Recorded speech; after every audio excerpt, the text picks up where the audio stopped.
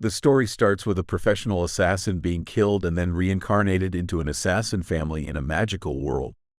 He brings with him knowledge and skills from his previous world, along with some additional abilities, ultimately becoming the most powerful assassin in this new world as well. Lu is the most skilled assassin to have ever existed on Earth, raised by a malevolent organization from birth to be ruthless and unfeeling. On a mission with a young woman who appears to be working under him, they overlook a scene where mafia members are conducting business. He expertly takes them out one by one with precision, causing panic among the mafia. However, when the woman insists on dealing with the remaining threats, Lu abruptly declares the mission over, revealing the organization's orders to kill only specific targets. As they prepare to leave, an unmanned drone approaches, prompting Lu to take evasive action, leaving the woman confused. Amidst their escape, they set up a diversion with the drone and military vehicles, successfully misleading their pursuers. Taking cover for the night, Lu explains to the woman why they must wait until morning to move, considering the drone's infrared camera. He tends to her injuries and insists on resting before their next move. As they settle in for the night, the woman irritates Lu with personal questions and boasts about her skills. Lu shuts her down by asserting his imminent retirement from assassination to become an instructor in Japan. He belittles her abilities, causing her anger, but Lu quickly gains the upper hand by turning her own gun against her, questioning her competency as an assassin and undermining her trust in him. Exhausted and unsettled, the woman eventually retreats while Lu commands her to rest. However, she later challenges Lu by aiming her gun at him, questioning his own lapse in judgment. Frustrated, Lu orders her to sleep, but she retaliates with a threat against his life. However, he calmly declines, stating that he cannot return a loaded gun to someone he just threatened by revealing the rounds in her hand. The next morning, they return to their base, where he contacts his organization, who congratulate him on completing his final mission and inquire about the girl's survival. They also inform him that everything he needs is in the drawer below his desk before ending the call. Lu checks the drawer and discovers 2 fake passports and 2 tickets to Japan. As they arrive at the airport and board the plane, Lu feels relieved, believing he is about to bid farewell to his life as an assassin. Suddenly, the plane is hijacked, and in a panic, the girl turns to him for answers. Lu explains that it's not a hijacking but an assassination planned by the organization, with him as the target. As the gravity of the situation sinks in, Lu rushes to the cockpit, incapacitating an air hostess to gain entry. Inside, he finds both pilots murdered and attempts to save the plane, only to face an incoming missile from a nearby jet, forcing him to take a life to survive. In a state of frustration and betrayal, Lu awakens in an ethereal realm, facing a stunning goddess who taunts him for being betrayed despite his prowess as an assassin. When he questions where he is and why, she offers him 2 options: to be reborn on Earth without memories or to be reincarnated into a world of magic and retain his experiences. Despite skepticism, the goddess assures him that such reincarnations are common for important souls. Reflecting on his past, Lu expresses his desire to preserve his memories and skills in a new world, acknowledging that despite seeing himself as emotionless, he felt used and abandoned in his previous life. The goddess discloses her request for him to execute the hero of the new world by the time he reaches 18 years old. She then imparts knowledge about the new world into his mind for easier adaptation. After understanding the world and questioning the goddess's motives for wanting to kill the hero, Lu learns that the hero will eventually become corrupted by power and pose a threat to the world. While Lu ponders assassinating the hero at his discretion, the goddess asserts that only the hero can defeat the demon lord and thus must be given time to mature before being targeted. Understanding his assignment, Lu agrees to fulfill the task and is shown a selection of cards representing different abilities by the goddess. He carefully selects several cards from various categories and is granted the unique ability to wield all 4 types of magic at will. The goddess bestows her luck upon him and transports him to a new world, where he is reborn as an infant into a noble family with a hidden agenda. They are actually a lineage of highly skilled assassins masquerading as royal surgeons. Growing up, Lu undergoes rigorous training as an assassin, honing his agility and marksmanship. One day, he showcases his prowess by hunting a rabbit with incredible skill and precision. He prepares the rabbit himself, prioritizing a perfectly balanced diet for his rigorous lifestyle. Subsequently, Lu's father takes him to the basement for a surprising revelation. It is revealed that their family possesses a unique surgical technique to enhance their eyes, and Lu is deemed ready for this transformation. After the procedure, he awakens to newfound visual powers, including enhanced long-distance vision and the ability to see in the dark, crucial for his clandestine profession. Moreover, he discovers an unexpected ability to sense mana, an essential skill for his future battles. In addition to his enhanced vision, Lu's father arranges for a personal tutor to instruct him in magic, much to his delight. The ensuing day, a young silver-haired girl named Dia arrives as his tutor. Despite initial tensions, Dia impresses Lu with her explosive magic prowess and reveals her status as one of the kingdom's top mages. Their training commences, with Dia emphasizing the importance of mana control using a crystal ball, only to be surprised by Lu's exceptional mana capacity, leading to an explosive display. The unexpected manifestation of Lu's immense power causes concern but also astonishment from both his parents and Dia. Despite the mishap, Dia takes responsibility for the incident to shield Lu from reprimand. Dia's parents, far from being angry, were ecstatic about their son's abilities and thanked Dia for revealing his extraordinary potential. Lu, on the other hand, became fixated on the powerful Far Stones and inquired about acquiring them to use against the hero. Dia explained that these stones were highly coveted and not readily available for purchase. While disappointed, Lu decided to deal with the issue later. That night, Dia invaded Lu's room and claimed him as her little brother. The following day, Dia bestowed another stone upon Lu and tested his magical attributes. To her surprise and delight, he exhibited rare dual attributes and even possessed the unheard-of 4 attributes. She proceeded to awaken his innate magic, enabling him to use spells. Despite initial struggles, Lu demonstrated rapid progress in producing copper and later iron through spells. Dia complied with his request for a list of spells but initially hesitated, eventually relenting and providing the extensive list by evening. Lu deduced that the spells differed only in their variables, which altered the properties of the metal produced. He then attempted a gold spell, but Dia suffered a severe headache when trying to recite it. Lu realized that not everyone could perform the spells and demonstrated his ability by producing a perfect gold bar. With some adjustments, Dia also acquired this skill. Over time, Lu mastered the creation of complex materials and even conjured a magical rifle, which both he and Dia were able to use. This development filled Lu with satisfaction as he now possessed a powerful tool against the hero. However, the protagonist feels the need for more firepower to match his strength, prompting him to create a giant cannon. He advises Dia to cover her ears before obliterating the island in front of him with a powerful blast, leaving Diaz feeling apprehensive and prompting Love to examine the cannon. Love discovers that the cannon's shaft has detonated due to the intense blast. Although he offers Dia a chance to try it, she declines, expressing her satisfaction with using her rifle for the time being. As the day comes to a close, Diaz appears melancholic knowing that it is her last day here and she will soon return to her own kingdom. Lu, awakening from his slumber, uses his magical ability to craft a titanium knife blade, a rare sight in this world, which he presents to Dia as a gift. In return, Dia gifts Lu her pendant containing a beautiful firestone, making him promise to come and meet her if he truly desires.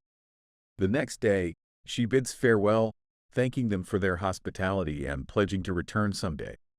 Later that evening, the household head senses a significant surge of mana emanating from Lu, believing that he is ready for the initial phase of becoming an assassin. He then takes Lu to a large prison housing numerous death row inmates provided to the family for experimentation and practice. Lu questions his father about instilling human emotions in him, fearing it may hinder his ability to kill. But his father assures him that he does not want Lu to become merely a tool of assassination. Rather, He wants Lu to lead a life beyond this trade and retain the choice to decline assassinations. However, if he agrees to an assassination, he must see it through. They arrive at a cell where a 19-year-old girl pleads for her life, explaining that her actions were a mistake driven by fear. Despite her pleas, Lu swiftly takes action, resulting in her demise. Several years pass, and Lu is now 10 years old, looking for individuals with mana in a bustling market as he needs assistance in assassinating a hero within 8 years. However, it becomes apparent that only nobles possess magical abilities, presenting a challenge. Months later, while venturing into the forest for a hunt as winter approaches rapidly, Lu hears howling and discovers a pack of wolves pursuing a sickly human girl. He intervenes by eliminating the wolves and protecting the girl, showcasing his skills and determination. He goes back to the girl and inquires about what she's doing alone in the forest in this weather. She appears frightened and assures him that she's merely lost and means no harm. She explains that her family, being very poor, couldn't provide enough food for everyone, so they kicked her out of the house, leaving her for dead. She came across a kind stranger who informed her about the wealth of the region where Lo's family resides. In hopes of reaching this kingdom, she ended up wandering through the forest but got attacked. He gives her his jacket and starts preparing some porridge.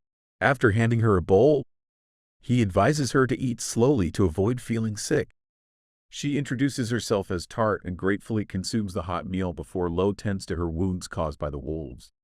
He then reveals his identity as the son of the ruler of this area. Upon learning this, she brightens up, recounting a dream in which a goddess had assured her that she would soon find the heir to the region, which she believes to be Lu. He realizes that the goddess might be trying to help him and promptly assesses her magical abilities, discovering that she is indeed capable of performing magic. He promptly offers to take her to live in his household, assuring her that she will never have to worry about food again, with the condition that she must always follow his orders, even if it involves actions like taking someone's life. He then leaves the decision to her, and she enthusiastically agrees, expressing that no one else has ever wanted her and he is the only one who has expressed such willingness to be with her. He takes her back to his place, and she starts living with him. 2 years pass, and one fine day, Lu is awakened by Tart, who calls him down for breakfast. She has grown into a striking young woman with a strong personality and seems dedicated to fulfilling every task for him. His parents seem fond of her, but when he first brought her home, his father made it clear that he could only keep her under 2 conditions. Lu must personally train her, and he must ensure that if she ever betrays them, he will be responsible for dealing with her. He instructs her to meet him in the basement for a routine checkup and, after confirming her optimal growth, permits her to attack him at any time.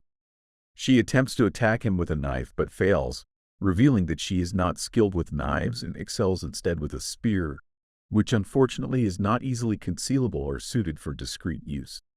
Determined to help her, Lu creates a special weapon for her, a folding spear that can be easily concealed and expanded for use. Delighted with the new weapon, she easily demonstrates its effectiveness by swiftly destroying the dummy target. She expresses her heartfelt gratitude before they retire for the night. Lu regularly visits the market and is adored by the locals. They shower him with numerous gifts, filling his carriage with fruits and vegetables from their local farms by the time he returns home. He checks his stash of far stones, which he has learned to produce himself despite Dia's refusal to teach him. He fills them with mana and packs them into bags like hand grenades. Suddenly, Tart informs him that his father has summoned him to the training room. His father inquires about Tart's abilities and whether they can trust her. Lu assures him that he has trained Tart to be as strong as some of their relatives and cousins. Examining Lu intently, his father questions whether they can trust Tart, suspecting that she might be sent by a spy organization given the unlikely circumstances of finding a homeless commoner girl with magical abilities on a random hunting trip. Lu defends Tart, asserting that he has been observing her for years and is certain she is not a spy. Otherwise, he would have taken prompt action. His father concurs, attributing this serendipitous turn of events to God's work. He then turns to Lu, acknowledging his strength and maturity by asking if he is prepared for his final exams. Lu responds affirmatively to his father's challenge to combat, demonstrating confidence in his abilities. As they engage in hand-to-hand combat in the forest, Lu utilizes his knowledge and skills from both his current and previous lives to gain an advantage. Despite his father's nimbleness and well-planned traps, Lu ultimately emerges victorious, ending the battle with his father acknowledging his growth and readiness for their upcoming ventures into the world of assassinations. They embark on their missions together, targeting individuals who misuse their wealth to mistreat others. Utilizing various methods, including poison and staged accidents, they swiftly carry out their missions. Eventually, Lu's father reveals a plan for Lu to assume a false identity in a different town, setting the stage for future endeavors. Following a grand celebration and a family incident testing Lu's leadership, he skillfully resolves the situation, earning respect within the family. He also extends an offer to his cousin to join him as a subordinate, which is eventually accepted. As they begin their journey to the new city, Lu conceals his identity and settles into his new home, preparing for the challenges and opportunities that lie ahead, including addressing the issue of an orphanage exploiting young girls. During this time, Lu's journey unfolds with a focus on growth, adaptation, and strategic planning as he navigates the complexities of his new life. Upon arriving at the orphanage, Love notices a girl with blue hair, holding a sickle and on the verge of harming herself due to the belief that her appearance would prevent abuse. Despite his seemingly insensitive comment about her smile, Love intervenes and shows kindness towards her. Later, he discovers that the girl, named Maha, is the only one at the orphanage with magical abilities. He decides to buy her but is charged triple the usual price due to her uniqueness. As Love prepares to take Maha home, the orphanage owner insists that she be cleaned and ready in 3 days. Despite Maha's apprehension, Love asserts his authority, stating that she is now part of his family and no harm should come to her. However, the owner plans to profit from Maha before handing her over, leading to a dramatic escape attempt by Maha and a confrontation in the forest where Love steps in to protect her. After rescuing Maha, Love learns about the girl's tragic past of being forced into exploitation. He takes swift action to bring justice to their abusers and ensures the girl's well-being, including rectifying Maha's disfigured face through magic. Subsequently, he legally adopts Maha and plans to work with her in a new venture while also helping a boy recover from a severe illness in secret. As Love moves forward with his plans, including taking over a failed liquor store, his protective and compassionate nature shines through as he extends care and support to those around him, particularly Maha. Lu initially hesitates, but ultimately agrees to the plans laid out by Tart and Maha. Upon returning to his place, the three of them share a meal before Lu discloses his intention to utilize his new shop to advance his goal of efficiently eliminating the hero. He emphasizes the importance of making a substantial profit to ensure the shop's sustainability and attracting noble clientele. However, Maha raises a valid concern about breaking into a market already saturated with similar products. Despite the skepticism, Lu assures them that he has a plan, which he intends to demonstrate the following day to Beller and his wife. That evening, the two girls seek solace in Lu's company, and the next day they accompany him to Beller's residence. Despite Beller's wife's apparent disdain for Lu, he proceeds to present his innovative concept. Rather than competing directly with established cosmetic brands, he proposes a complementary product, a moisturizer that addresses the issues caused by makeup application. To their amazement, the woman experiences the immediate benefits of the moisturizer, leading to her unexpected approval. Although initially resistant, Beller sees the potential of the product and acknowledges Lu's foresight. Discussions turn to scaling up production, but Lu rightly points out the need to safeguard their unique formula from competitors. He reveals that mass production hinges on acquiring a special ingredient from his native region, leading to an agreement with Beller to proceed with the necessary arrangements. Several months later, Lu's shop becomes a subsidiary of the Beller Trading Company, with the moisturizer quickly becoming a sought-after item. In response to the overwhelming demand, Lu implements a 2-bottle limit per customer and entrusts Maha with managing the shop, subsequently offering employment to the girls from the orphanage, who are essential for a cosmetic shop. They discuss the security of their formula, knowing that enemy spies frequently infiltrate their factory. To their relief, they have measures in place to maintain its secrecy. That night, while Lil is in bed, he detects an intruder in the house heading towards Lu's bedroom, realizing it must be a high-level spy. Before he can react, Tart arrives and neutralizes the spy, ensuring their safety. The following day, Lil fulfills his promise to visit Dia in the nearby kingdom. Meanwhile, Tart and Lugs enjoy a meal, while Lu uses his wind magic to fly to Dia's castle. There, he is amazed by Dia's newly crafted spells, including one that reverses gravity, challenging his preconceptions. After sharing chocolates with Dia, an unfamiliar treat in her world, they spend time together before bidding farewell. As Lu's successful merchant tenure comes to an end, he witnesses the flourishing of his shop and Tar's combat prowess. His moisturizer brand gains popularity, leading to invitations from nobles and a deepening understanding of the kingdom's workings. Upon deciding to leave, he entrusts Maha with the project, unaware of her desire to reclaim her family's company. Although Maha plans to expand the business and seek justice for her family, Lu trusts her completely and encourages her to achieve remarkable results. Maha is elated by his support and pledges to handle the responsibility meticulously. Later, all of Maha's orphan friends enter the room and express their gratitude to Lu for rescuing them from a desperate life. They present him with a bag containing a special and rare herbal tea, which he graciously accepts. The next morning, Maha helps him restore his hair color to its original silver, a change that he appreciates.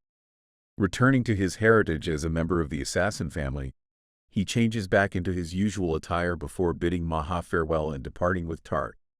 During their journey, Tart forms a strong bond with Maha, prompting Lu to promise that she can visit Maha whenever she wishes. Along the way, they encounter wolf monsters, and Tart, seeking practice, confidently handles the situation with her spear and magical abilities under Lu's supervision. Upon reaching the farmlands of their region, Lu expresses his commitment to the locals' prosperity. The farmers warmly welcome him and offer homegrown vegetables as a gesture of appreciation, which he gratefully accepts. Arriving home, Lu is warmly greeted by his mother before meeting with his father.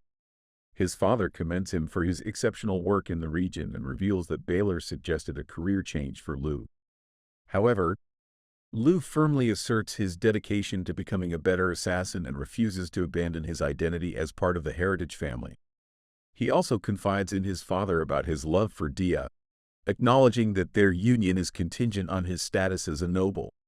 His father, relieved by Lu's determination, entrusts him with a significant solo assassination mission targeting a weapons dealer posing a threat to their kingdom. Lu discusses the details with Tart and sends instructions to Maha for gathering information about the target. The next day, Lu's mother pressures him regarding marriage prospects, presenting him with photos of potential suitors. He adamantly rejects the idea of an arranged marriage. He has eyes only for Dia, who smiles and assures him that she will do her best. That night, both Lu and Tart prepare for their venture into the darkness of the forest. They dash towards the city where a man named Asba, known for dealing drugs and weapons, resides. As they arrive at the city with the rising sun, Tart remarks on its size, and Lu informs her about its significance as the second most important trading town in the kingdom. As they journey through the city, they encounter numerous wounded and impoverished soldiers, a grim reminder of Asba's treachery in selling military plans to a neighboring kingdom. Amidst a dark alleyway, a girl offers them gooseberry jam, prompting Lu's suspicion. Upon tasting the jam and realizing its mind-altering content, he confronts the girl, leading to a confrontation with a group of nearby men. Swiftly, Lu and Tart subdue them before discovering the girl's mother, deeply addicted to the drugs. Fueled by compassion, they intervene, incapacitating the men and ensuring the safety of the girl and her mother. Returning to their mansion as the sun sets, they receive goods from Maha while Lu's mother requests more cosmetics. Later, they find a letter from Maha hidden in a box, detailing the completion of their preparations to infiltrate Asba's house. Disguised as Baylor's bastard and Maha's stepbrother, they make their way to Asba's mansion. Observing Asba's wife adorned in luxurious items, Lu discreetly inquires about their business success. As Asba enters and displays affection towards his wife, he expresses gratitude to Lu for visiting and privately warns him against seducing his wife. Amidst all this, he invites Lu and Maha to stay for an evening party. They both agree that they would be a welcome sight as they want to explore more about this place. In the evening, the place is filled with noble ladies who can't get enough of Lu's products. After the party is over, all of them depart, but Lu returns back to a cliffside facing his mansion alongside Tart, dressed in all black. He uses his spell to create a smegma rifle before locking and loading, waiting for Asma to come. As his wife told him that Asma likes to walk up to the balcony to see the moon every single night before sleeping, Tart stands guard while Lu waits for the man to come out. Thankfully, Asma does return back to the balcony with a glass of wine in his hand. Lu takes aim and shoots the man straight in the head, killing him with a single bullet before putting his gun away and telling Tart to move out of sight before he left. However, he notices Asma's wife running out to the balcony and holding his body while crying, which makes Lu realize that he is not a feelingless machine this time and he can actually feel the pain that his wife might be going through. He, however, has no regrets about this assassination and moves back with Tart after completing his mission.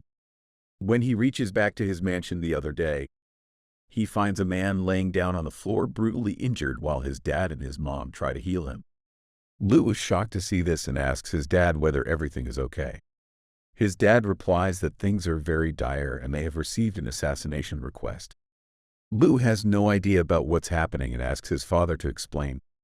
His dad replies that they have to assassinate Dia herself. Lu asks his dad who ordered the assassination, and his dad replies that Dia's father himself has ordered her assassination. This completely shocks poor Lu, who has no idea what to tell his dad and looks at his face as if it was some kind of a joke. His dad tells him that he can reject the job if necessary, but Lu asks his dad why even considered this job. His dad taught him that they only do assassinations for their own kingdom and never meddle in other kingdoms because it can create bad international relationships. To assassinate the daughter of the most powerful lord of the neighboring kingdom will create a lot of conflict between the two peaceful kingdoms. His dad explains to him that Dia's kingdom is being invaded by an enemy kingdom and they have already captured a bunch of things and have laid down in the city where Dia lives. According to him, Dia's kingdom was never a military force and focused more on magic and trade, so they were not ready for this battle in the least. The enemy kingdom hit hard and fast, immediately crept up to the sea gates where they were threatening to sack the city and burn down all the houses and villages before killing all the men, women, and children. The enemy lord had only one demand and told Dia's dad that unless he marries his daughter to him, he is going to destroy the entire kingdom. Dia's dad was very stressed after talking to Dia, ended up agreeing to the arrangement and was about to marry his daughter to the enemy lord. But his own soldiers and people of the city rebelled against him, capturing him in his own castle because they don't want their kingdom's pride Dia to be married off like a broodmare. The armies launched a counterattack and every single civilian formed a volunteer army in order to protect Dia at all costs. His father tells him that Dia's dad knows that the only way to protect Dia is to fake her assassination and have her escape with Lu back to this kingdom in disguise. Suddenly, it all starts making sense to Lu and he immediately tells his dad that he accepts the job and immediately gets ready to leave the kingdom. Before he leaves, however, his dad drops a bombshell on him and tells him that Lu's mother is also Dia's aunt by blood and Dia is Lu's cousin.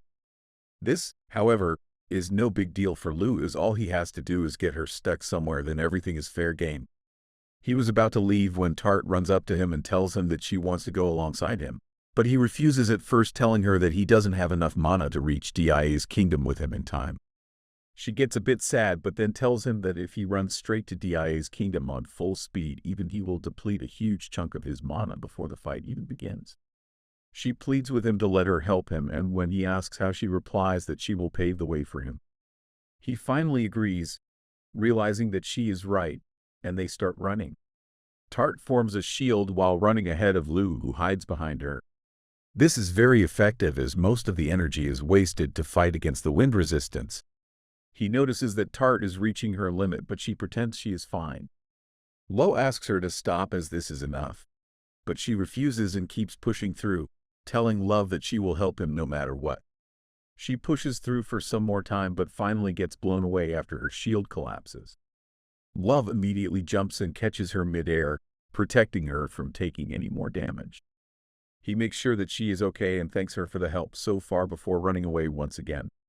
After countless hours of running, he finally reaches the area near the city and finds it totally surrounded by the enemy troops.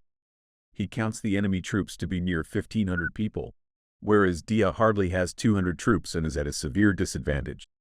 He's surprised to know that they haven't already overrun the castle with their troops yet, but is relieved as he has arrived.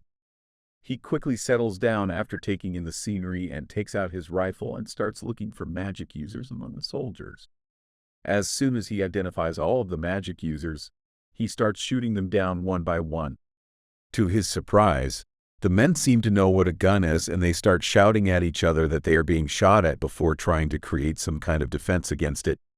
They even start firing crossbows towards the direction of Lu thanks to the sound of the gun.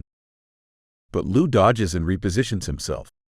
He realizes that Dan must have been providing cover fire to his troops this entire time, which is why they haven't been defeated yet and the reason the enemies know where they got shot at. He uses his wind magic to hear better and realizes that their entire army is shocked and in complete disarray, scared by this new magic user. He takes advantage of this and relocates himself before taking out his bow and arrow, attaching the far stones that he created and pouring his mana inside of them before shooting at the enemies. Huge explosions take place and the entire enemy army is running around without formation, trying to save their lives. When Dia's troops realize that this is a good opportunity to attack, they open the gates and begin their counterattack. This gives Lu the chance to silently infiltrate her castle. He runs through the gates and silently creeps up towards the chamber where she is kept and opens the lock before entering in. Both Dia and her dad are shocked to see Lu, but Dia immediately runs towards him and envelops him in a warm hug, glad to see her prince who has come to save her. Lu greets her father and tells him that he is here on his orders to take Dia away. Her father realizes that Lu is in love with Dia and gives him his blessings, telling him to take her away safely. He asks about his plan, and Lu reveals that he will stay behind and cover their escape while drawing as much enemy attention as possible. Once Lu and Dia have safely escaped out of sight, he will escape as well. Lu agrees with the plan and adds that he's going to set fire to the room and make it look like Dia has ended herself because she was depressed as so many men were dying for her. Dia mentions that they will come to find her body. Lu has already scavenged a dead soldier from the battleground and props him against the wall before instructing Dia that she needs to open the window doors and scream at the top of her lungs that she cannot take this fighting anymore and is going to end her own life so this all could be stopped. As soon as she says that, Lu will set fire to the entire room. The plan seems to be foolproof, so Lu tells her to go ahead and start the plan. She walks towards the window and opens it, but just when she was about to scream, Lu feels a weird tingling sensation and gets really uneasy. He remembers this feeling as the same when he was getting chased by the drone and was about to die in that airplane. Realizing that something is awfully wrong, he quickly looks out the window and spots a spear flying towards them, shooting all the ally soldiers on the way and blasting straight towards Dia. He quickly grabs her and takes her away from the window before throwing a far stone at the spear, hoping that it will destroy it, but the spear is way too strong and pierces through the blast, hitting their room with a huge explosion.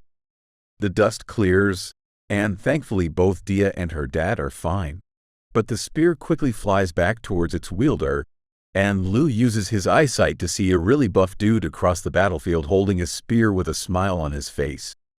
Lu feels a sense of dread because he sees that the dude is filled with copious amounts of mana. So without wasting a second, he summons a giant cannon and shoots it towards the guy across the battlefield. A huge explosion takes place, and all of them seem to be relieved as he asks Dia whether she is okay, but looking across the field, The man notices that the other person is still alright, only sustaining minor wounds. Fueled by anger, he amplifies his strength using his circle skill and confronts the shooter, who is revealed to be DIA's father. As Satan offers them a chance for a duel, Lu realizes the daunting challenge ahead and decides to take drastic measures. Despite DIA's objections, Lu sees it as their only chance and enters the battlefield. Using a strategic move he had prepared in advance, Lu unleashes a nuclear-like explosion, ultimately prevailing in the battle. After the intense ordeal, Lu wakes up to find Dia relieved and his family welcoming them both back. The joyous reunion takes an unexpected turn when they learn that another renowned hero has arrived, leaving Lu bewildered as he believed he had already vanquished the hero.